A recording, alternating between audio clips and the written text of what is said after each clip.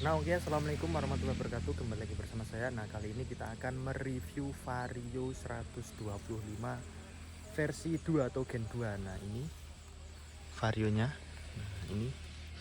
Nah ini merupakan Vario 125 Gen 2 tahun 2025.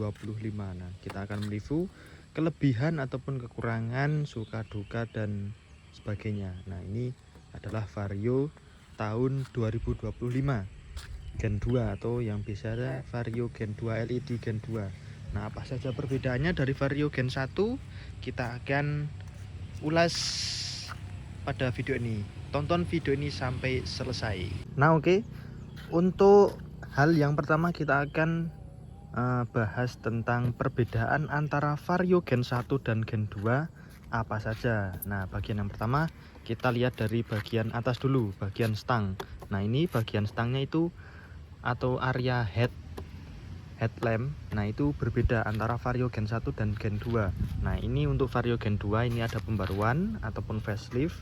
Nah berbeda dengan Gen 1 yang seperti nanti akan saya tampilkan di video. Terus untuk dasi butanya, nah ini untuk dasi, bagian dasi penempatan plat nomor itu berbeda. Vario Gen 1 tidak seperti ini, lebih kecil, sedangkan Vario Gen 2 itu lebih besar.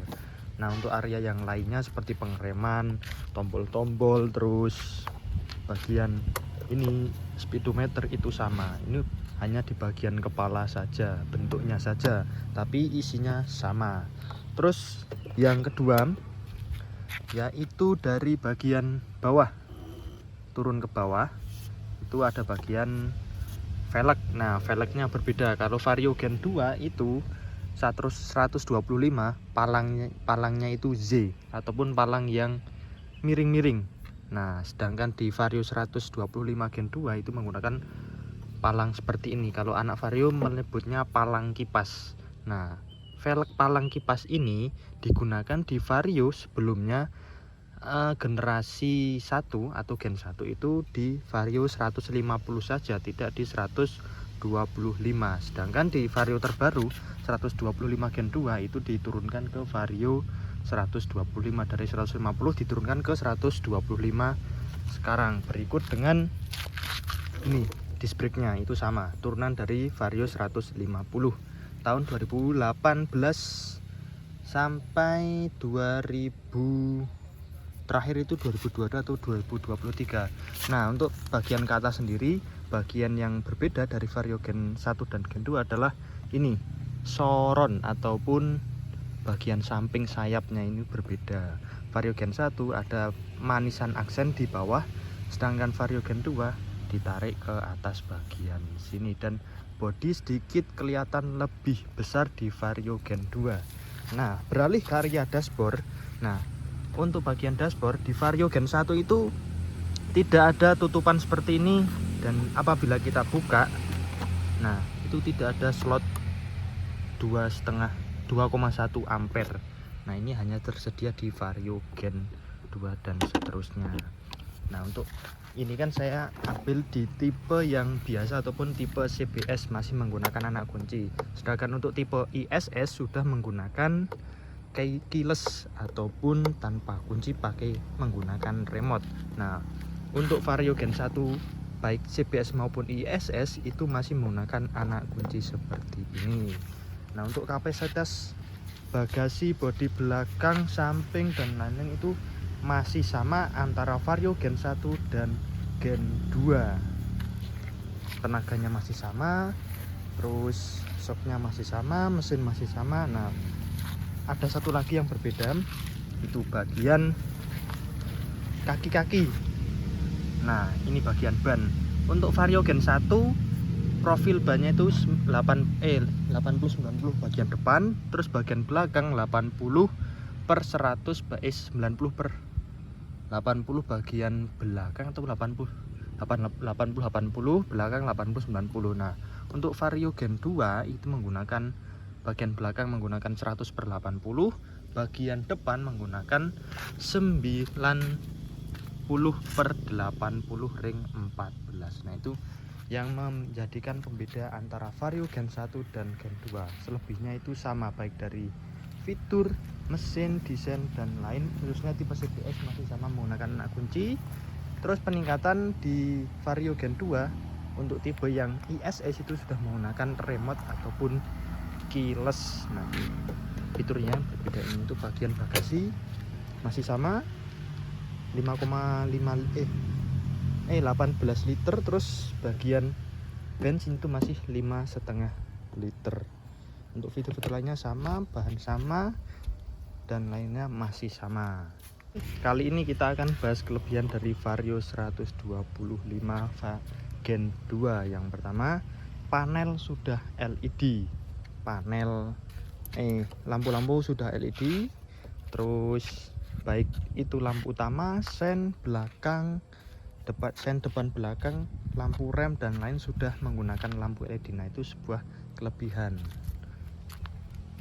Terus yang kedua, instrumen sudah digital. Nah, seperti ini, full digital dan juga interaktif. Ini pengoperasiannya gampang. Ada full consumption, terus trip A, trip B, average trip A, indikasi baterai, terus total kilometer, jam, takometer dan lain-lainnya. Ada indikasi full consumption, ini full bensin penggunaan full.